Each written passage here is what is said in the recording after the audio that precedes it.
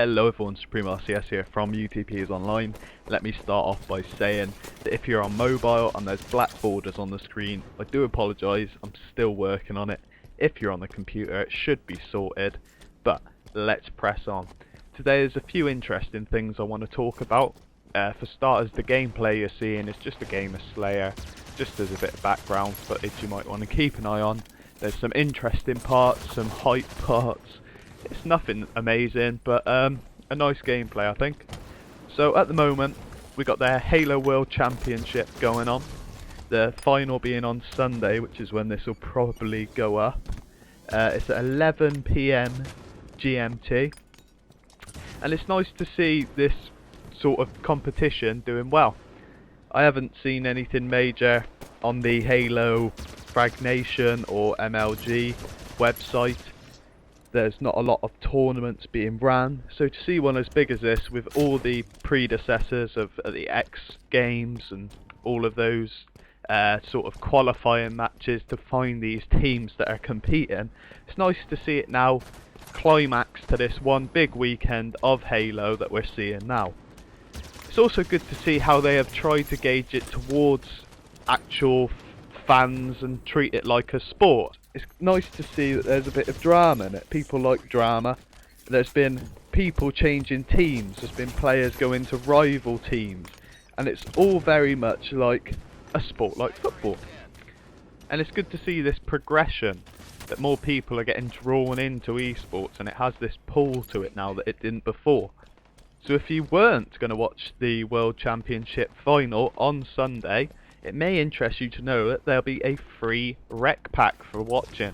Some people will care, some people won't care. All it seems like it'll be is that you'll get an emblem and some armour just to show that you watched it.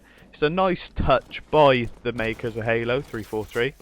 But I also think it goes the other way in a sense that they're trying to get people to come in and watch, and people are coming in just on the promise of a free REQ pack. Now, I don't know if this is really a bad thing. I don't even know if it's that smart marketing, because you can see through it pretty clearly. But there'll be people saying they're just doing it to reward people, and people saying that they're just trying to get people in. I don't think it's too much of a negative. But to see that REQ packs have actually funded this $2.5 million prize pool, in which $1 million will go to the team that wins, and even the people in the playoffs are getting $25,000 per team. That's, I think it's 6th to 16th, but just for being in the playoffs. You've got to say that's quite impressive, and it is REQ packs that have funded this. So when people first saw REQ packs and they're thinking, oh, it's going to be like with CSGO cases, people wasting their money to try and get these skins that have no meaning, they're just cosmetic. But really, that's the big thing at the moment, is these microtransactions. I think Halo have gone about it in a very acceptable way, that you can use your REQ points or real money, and there's no reason why you need to use real money if you're not too interested in the REQs. There's no overpowered weapons, it's not really pay to win, nobody's doing millions and millions of packs just so they can dominate in Warzone. I've never come up against anyone and died and thought that is really unfair just because they have a certain weapon or any sort of augmentation. But anyway, back to Twitch. It's funny to see that on Friday there's only 20,000 people watching these games, and these are some intense games. I was getting really interested in it, watching Renegades playing. And the fact there's only 20,000 people watching the whole of a Halo Championship, yet there's more than 20,000 watching individual streamers just to see that person playing, and maybe not even for the gameplay.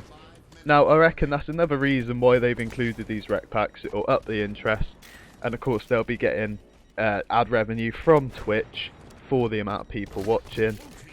You might know how it works better than I do, but obviously more viewers means more money. Nevertheless, I am enjoying seeing this Halo competition.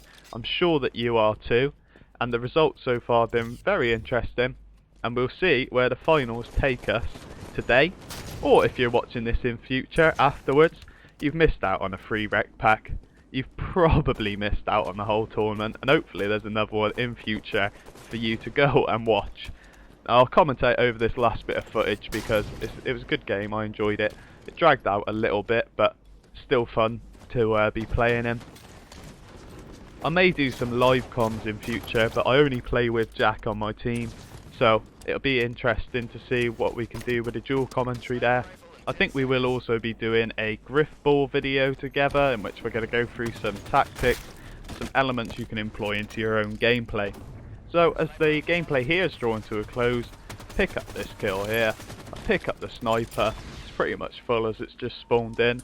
Going for the head of this bloke, but time it terribly, get the no scope. Reload the gun, and I know there's a bloke at the end of the bridge, so I go for it and I get it. Thanks for watching.